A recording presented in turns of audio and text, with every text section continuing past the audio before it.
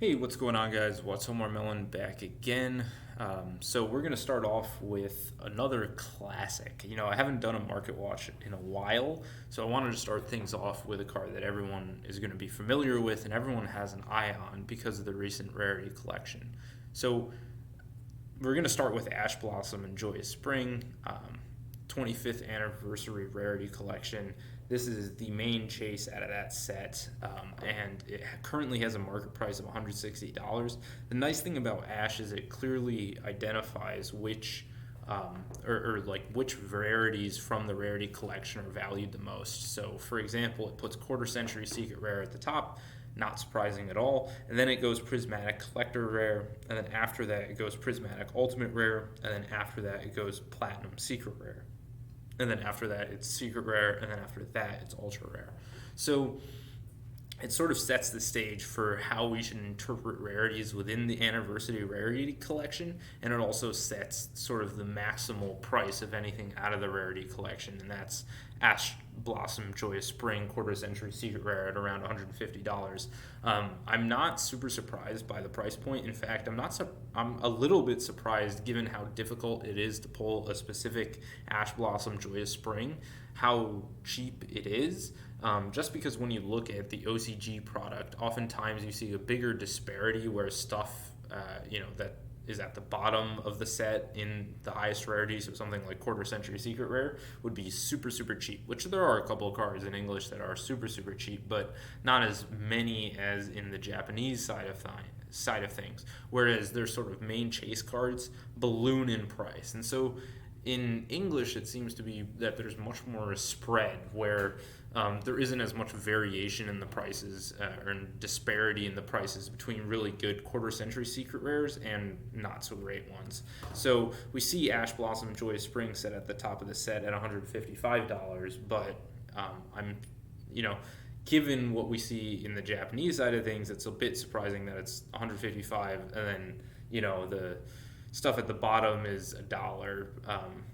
In Japanese, there'd be more stuff at a dollar than these sorts of cards would be, $300, $400. Next up, we have Pot of Greed Quarter Century Secret Rare. It looks insane if you guys haven't seen it. It's very reasonably priced right now, given recent sales at over $100. You see that there's some now coming down to $88. The overall set I think cost. Honestly, I don't remember what MSRP was. I think it was $100, $150. So having almost all the value just being paid back in a single pot of greed is really nice for anyone who bought it. I do see this card coming down considerably. I'm sure there are a ton of those pot sets printed. A lot of people probably bought a bunch of these things knowing that these promos would be pretty valuable and have some good return on investment. So we'll see where this card ends up. I think a lot of people are interested in it. It's a nice collector's card, but you still have to look at, there's an ultimate rare out of Duelist Pack Kaiba. It's not like there aren't blinged out versions of Pot of Greed that people are looking for. Next up, we have Valiant Smashers. I mean, this set sucks, but it has a lot of really cool stuff as a collector. I mean, the boxes, I guess the boxes are up over the market price given recent buyouts. It seems like this Centurion stuff is really coming off the shelves quite nicely, and so the boxes are up. But overall, this set underperformed pretty significantly. You have Archlord Christia, quarter century secret rare. I'm not a huge fan of Archlord Christia. I understand why it's a collector's card, but I don't really see it as something I'm super interested in. And so it's something that I'd stay away from personally. The stuff that I am interested out of this set, Honest Collector Rare, this is one that I'm going to be probably picking up a playset of. I mean, I'll pick up one to see how the foiling is on the collector rare, but there aren't too many listings. There aren't, an insane amount either. There are no listings. It's not like it's being bought out, and I'm hoping that I can find one off of TCG Player, such that I'm paying, $20 or so. Don't have to pay my normal 10% sales tax. It'd be really nice to get something like this for around 20. Check out the foiling, check out the texture on the collector rare. If it's really nice, I'll pick up more. And then one other interesting one is Dark Honest. This is one that I've already picked up a playset of. It's just, it's $8. I picked up 3 of them. if it goes down to $5, so be it. That's fine, but it's not like it's going to be a 30-cent card and I just wasted a ton of money. And I expect it's completely possible it goes down. There are a bunch of listings on it. It's not a card that I think people are interested in, but I do think it's a beautiful card. Its artwork normally is beautiful, and I'll be interested to see with the collector rare foiling how well they did it. And in English, this is now the top rarity for Dark Honest. I wish it was called Dishonest, and so I'm a huge fan of the Honest line, and so having Honest and Dark Honest is something that I need to get, and so I'll definitely be picking up some Honest as well. Next up, we have Magicians of Bonds and Unity out of Duelist Nexus. So this is the original one. You can see that this thing has done nothing but plummet it. I remember back when this was like a $170 card a couple of weeks after release, and I was able to pick one up for like $120. I was like, this is a crazy good deal. I can't pass it up in case it balloons in price. You can see that it's already down to, $85 plus $4 shipping, so about $90 for a near mint copy. And so it just continues to go down and down. We'll see where everything ends up. I'm not sure if it's stabilized at this price or it's going to continue to go down from here. But I just want the full set. There are going to be 4 of these things. So this is the green back. The next one is the yellow back. You can see that this one's $45, albeit there aren't the most listings. And I don't know how long these $45 ones are going to stay on the market, because that's starting to get very, very cheap already today. I'm making this on the 9th.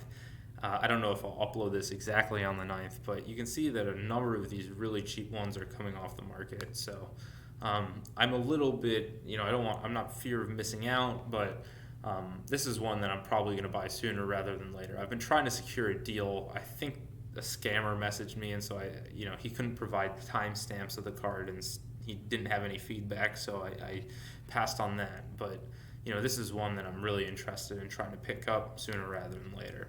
Next up, we just generally have Age of Overlord, which that last Magicians of Bonds and Unity is from.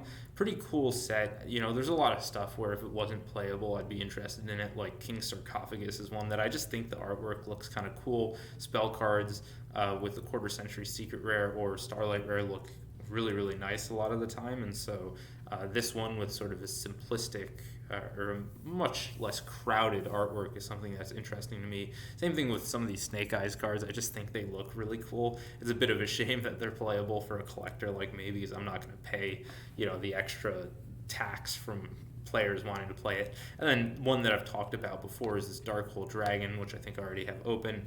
This is one has stabilized quite a bit. It's just a $24, $25 card right now.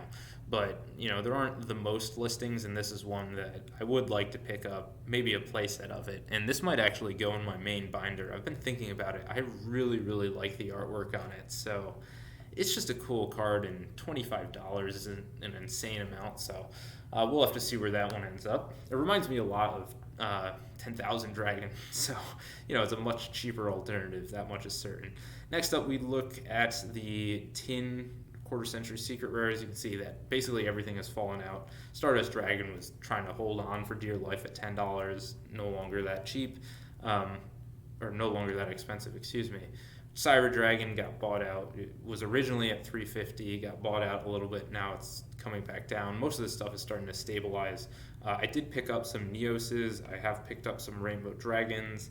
I might have an Exodia. I might have a Cyber Dragon. I forget exactly what else I have, but these are ones that, for me, I just think that they look so, so nice, and they're so, so cheap. I understand there's a million of these tins printed, and so there's probably not the best outlook for these things long term, just given that they're going to be basically everywhere and anywhere. But I just think they look so nice that if it's a $5 card, if it's a $2 card, it's worth it to me to pick it up. Next up, we have a completely, complete 180 here. With Blue Eyes Shining Dragon at a Retro Pack 2. Not a card that you really see sold on TCG Player ever. You can see that near mint listings, you can find a very lightly played Italian for 400, French for 1,000, and then all you can get in English you see for 2,000 and up. This is a card that, for me, I've never completely understood the hype. I get that it's rare, I get that it's Blue Eye Shining Dragon, but it's not something that I would ever pay these huge, huge prices for. This is a card I do own, Trishula Dragon and Ice Barrier Ultimate Rare. This is one that was stable for a while, and recently has started to just plummet. During more expensive times, it was higher value, but it did stabilize for a while, and it's gone back down. Has a really nice foiling. This is one that's always on my list where, I might complete the playset at some point in time, and it's gone down quite a bit, so maybe the time is soon. This is a card I thought would do better than it has done. It was doing okay for a while. You can see that it's sort of plateaued, but it's starting to come back down in a big way. You can see that there were sales in near mint first edition for 300 or for 30. Lowest listing right now is around 33, 34, but this is a card that doesn't have a lot of high rarity printings. Ghost rares were doing well for a while. They're like the one rarity that hasn't been printed into oblivion besides the old style ultimate rare. But still, it seems like modern cards as a whole are not performing super well. Fallen of Albaz, ultimate rare. These OTS ultimate rares have done horribly recently. You can see the drop here. Part of this is a playable card, but it's still a really cool one nonetheless. And I think it's very, very cheap for what it is. I think the foiling looks pretty good on it. It's one that I'm somewhat interested in, and for $12, it's not like I'm spending a huge amount on a single card. This is just a fun one out of Galactic Overlord. This card came out a decade ago. Hieratic Dragon of Sukte. I don't know how to say that. Suduk. I don't know. But you can see this is super cheap. Near mint on limb for $2, and then first edition. Let's see where near mint is. $3. I just think that it's a funny looking card. I imagine if the foiling is nice, like on a Euro print, it'd be quite nice. And this is one I hadn't seen before, so I'm a little interested to pick one of these things up. And then Ghosts from the Past 2 in general, prices are down considerably. There was a while where they were outperforming a lot of the other modern, quote unquote high rarity cards, but recently they haven't been doing too well for themselves. I still think that the Ghost rares look cool. I'm still optimistic relative to some other modern cards, given that it seems like Konami, they printed the crap out of these Ghost rares, but they've held off recently. And I think as long as they hold off for a long enough time, people are going to come back to these Ghost rares and want to pick them up. People's preferences change over time, and I think there's generally some negativity about these Ghost rares, but I think personally that people will come to their senses within 5 years and realize these are actually quite beautiful cards. And it's not like they're so readily available. It's definitely not hard to get, but it's also not insanely easy to get either. And then one of them that I always like looking at is Cyber Dragon. You can see this thing has been not doing too well for itself. It was $50 card for the longest time, and recently it's really tumbled a bit. It's now at $34. It seems like a lot of these cards that were somewhat stable or slightly declining for the past year have started to really have cracks in their stability, and they've just come down considerably, especially with some of the sets like Rarity Collection putting a lot of high rarity stuff, cool looking stuff on the market. Some of these more rare modern cards are just completely fallen through. So let me know what you guys think. If you guys did enjoy, the best way to support is to click the eBay link in the description. Just clicking it and then purchasing anything off eBay, not something from me, helps support the channel. So hopefully you guys did enjoy. It's been your boy Watomarmelon, and peace out.